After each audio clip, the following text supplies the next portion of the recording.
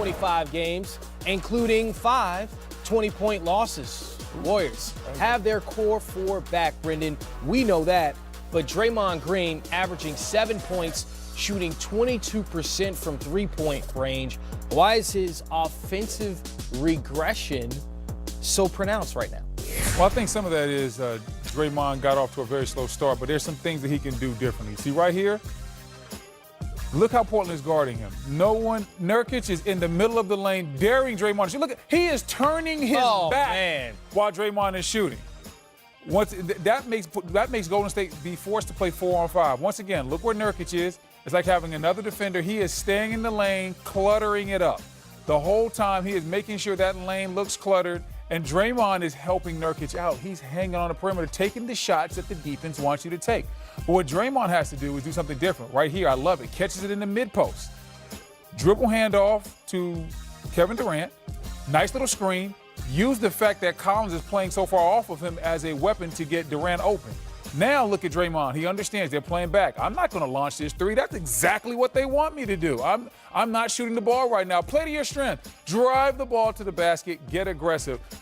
When you watch those clips, the first couple of clips, Draymond is trying to prove, I'm a shooter, I'm a shooter. He's never been a shooter. He's a ball player. He's a gamer. When you watch those last 2 clips, he's being effective even though he's not shooting the ball well. Draymond is letting the offense dictate too much of who he is and how he affects and how he helps this ball club. Draymond's offense is a luxury, and he has to understand that, yeah, there's going to be a lot of noise out there, people on Twitter, people on sports talk shows talking trash because Draymond is brash, and a lot of people love seeing him not hitting his shots right now. He has to block all that out and go out there and do the things that can help this team win. And when you're a guy that's a non-shooter, like I was, Griff. I'm laughing, but I can tell you as a non-shooter, there's ways that you can get guys open and you can help your team without shooting the basketball. If you catch the ball at the three-point line and take 2 dribbles in close to the free throw line and do a dribble handoff, you now essentially create a layup for somebody like Kevin Durant. Or if you're Draymond Green and you realize Nurkic is way over there in the paint, just run and set a pin down for Klay, because guess what? Klay will come off. He'll be wide open. Nurkic will have to respond, and either Klay's going to get a wide open shot, or when you roll to the basket, you'll be able to get a dunk. I got a lot of open shots in my career setting screens for guys like Dirk Nowitzki, setting screens for Gilbert Arenas, Jason Terry, because if you set a flare screen off the ball and the defense has to respond to it and then you slip to the basket, you create a problem. But if I stayed out 15, 16, 17 feet where defenses knew I couldn't shoot, or if Draymond stays out there behind the three-point line shooting 22% and trying to prove to these teams that he's a shooter, he's not helping the Golden State Warriors. Draymond has to understand that. Well, and it's a chicken or the egg situation, too, because while Draymond is struggling and defenses are sagging off of him, it's giving them more opportunity to help on anything that they may run for Klay Thompson. And Klay is struggling mightily himself. He's shooting 30% from 3 over the last 5 games and not getting shots either. When you're getting 10 to 15 threes a game, that's one thing. When you're 1 of 5 over 5 games, that's a problem for Klay Thompson. And that's margin for error for the Warriors.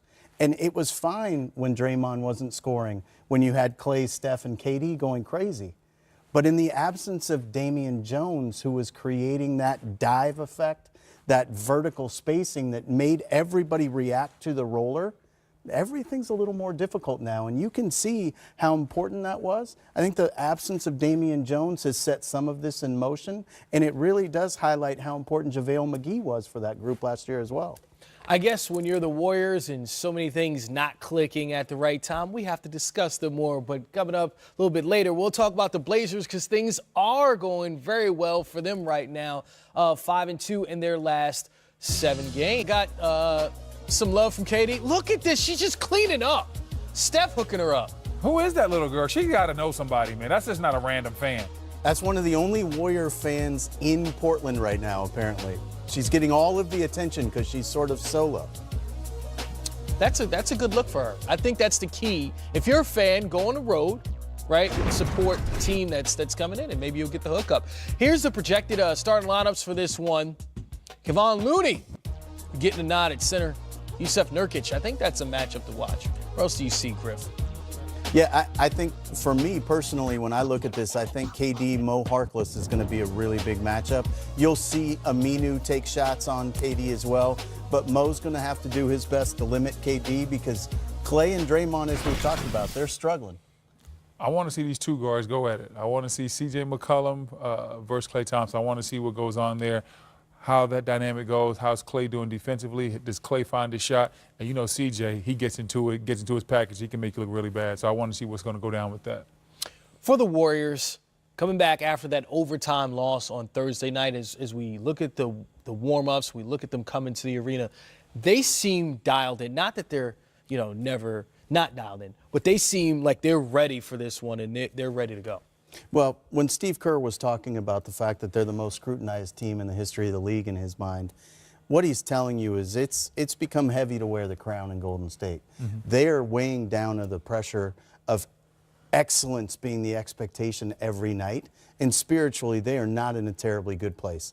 So what you do when that happens is you either continue to let it snowball or you decide to take matters into your own hands and rise up and play a game where you bring all of the energy and effort and let the cards fall where they may. And I think that may be where Golden State is tonight. Definitely this team is scrutinized, a lot of pressure, and it's because things slowly start to happen and change differently in our culture. The more and more and more you start to win, the more haters and the more scrutiny you get. See, at first it was, man, Golden State, and it was a very cute story. And then they started winning more, and then they added Kevin Durant, and a lot of people thought that wasn't fair. And now everybody wants to see this team lose. They went from being the darlings to now being the big bad guys, the villains. And with that comes that scrutiny because now people are throwing shots at KD and Draymond and Clay, and the team right now doesn't look like they have responded. You're seeing KD make some comments. I don't think they're the worst comments in the world, but it seems like, hey, he's tired of people saying certain things. Clay's tired of people questioning his shot. Draymond's trying to figure it all out himself, too. So this team right now is going in a bunch of different directions. But guess what? They're still going to be there at the end of the year. All the haters can keep hating. They still going to win it. And Damian Lillard hit some big shots in that overtime win on Thursday night. But how about the Community Assist Award? Getting that before the game. And, of course, Portland Trailblazers getting the community into this one before they face the Warriors. I'm just glad.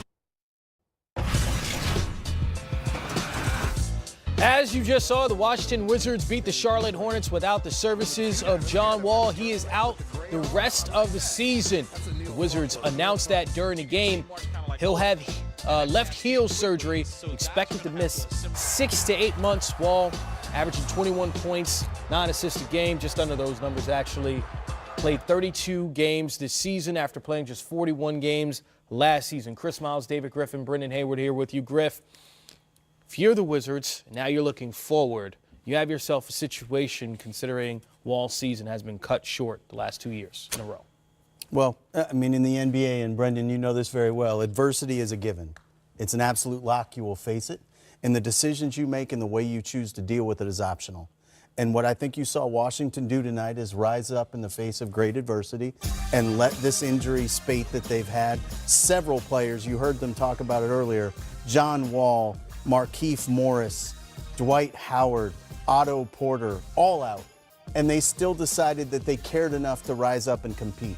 And that's what you have to do. And there's a very decent likelihood that this injury to John Wall galvanizes this group, and we'll see the best basketball they've played if they can get a healthy Otto Porter and a healthy Markieff Morris, and I think that's what they're counting on right now. I'm looking at this team, looking at the stats. Oh, boy. Color him skeptical is what this means. No. 35 assists tonight. 35 assists. Are we getting back to the everybody eats thing? Is that where you're going with this, Brendan? I didn't say that. somewhere out there, maybe in L.A., maybe Marcin Gortat wants to tweet that tonight. I didn't say that. I see 35 assists. 9 from Ariza, 7 from Green, 3 from Bryant, 5 from Beal. 24 points for Ariza, 13 for Green, 21 for Bryant, 19 for Beal, 20 for Satoransky. You're seeing the ball move around and not just be in one guy's hands. And I'm not saying that this team is better without John Wall. I don't believe that. But I've always believed that John could learn something when he was out from watching how the team moves the ball when he's not there. And I think this team is going, like you said, is going to use this as a rallying cry, a rallying point that, hey, we can do this. And right now there's no pressure. See, when John's there, there's the pressure of we have to win, we have to win. And they're not enjoying the process of playing together. If this team comes back and makes a playoff run in the Eastern Conference, and the bottom of the East can be had, like you can go on you don't have to be a great team to sneak into the playoffs in the Eastern Conference. It would not surprise me at all if this Washington Wizards team put it together, especially as they got healthier and they start getting some more bodies. I'm going to be very interested to see how this turns out. And you said put it together, though. We need a stamp on that. Put it together and make the playoffs. I'm not expecting anything more than that. I think when you look at the way the season started, the turmoil with injury, if this team makes it to the playoffs, that would be somewhat of a mini success. Now, you still have some questions about the future, and especially if the team makes it to the playoffs after being 10 games under 500, the Wizards really, it's a blessing and a curse because now management is like, okay, so this team is really playing well without John. What do we do? And no one is taking that contract, especially coming off an injury. Well, it's fascinating because their margin for error is much less now. And with all of these injuries, I said before, I think it could get worse before it gets better. Tonight's a big win. You're not always going to rally quite like that down that many bodies. But Thomas Bryant tonight, you mentioned the 35 assists. I don't know the actual number of screen assists Thomas Bryant had, but Thomas Bryant is playing the role Marcin Gortat played, which was to be an elite screener, to be physical and to be a presence. They're going to be able to get the best of these guys because emotionally now they're in a different place. You said it, there's no pressure. They no longer have to have that feel of, gosh, this doesn't quite feel right. This is heavy. This gives you spiritual rebirth, and in the Eastern Conference, you've got the room for that. And there are guys that aren't in the starting lineup right now that are getting the opportunity to play. Let's talk about their first-round draft pick, Troy Brown, who spent time in the G League, who hasn't been able to crack significant minutes in the NBA. He gets 18 minutes, scores 9 points, and really contributes. This allows the opportunity for guys like that to get in and play. Yeah, and frankly, in the previous game, Troy Brown not playing any minutes at all was staggering. The way that they were playing the rotations with Decker and Randall and Baker and not giving Troy Brown an opportunity was shocking in and of itself. But now this really does put an onus on the organization that if they're going to be in this situation, it's all hands on deck. And in a worst case scenario, let's develop Troy and see what we have at the end. And also, to your point about the deal not being movable, the one thing you know for sure, if Otto Porter comes back healthy, he's much closer to earning the money he gets paid currently when he gets to be ball dominant and make plays for other people. So you may find hidden value here because of this injury. I totally agree. Otto Porter really has a chance to shine when he comes back. We saw last year he was a little bit better when John wasn't there just because he got the ball. He got a chance to do some more things. And the more you touch the ball and the more shot attempts you get, the more confidence you get. And some guys are better when they have that confidence. Some guys, they can just check in the game and chuck up a couple of threes and feel fine. A lot of players aren't like that. They're rhythm guys. Otto needs to get into a rhythm. Without John, it seems like he gets into that. Were you a rhythm guy, Chris? Were you a chuck it up? When you in Harlem, what type of basketball player were you? When you on the streets of Harlem, son? No, let's be real. Your son. Okay, I was not very good. I could handle and I could pass. So what I did to make teams, I would become friends with people like you, Brendan. Okay. I'm just going to find the big fella, and he's going to score. And then when I would roll around, it's all the big fellas, and I'm the little guy. Offset, I love his tales of basketball from his days in Harlem. The mean streets of Harlem. Shout out to Kyle Cuffey. That was my big fella that I used to roll with. You know, he's not quite 7 feet like you, but I think that got some means he was buckets. a heartless gunner. That's what I heard. Possibly.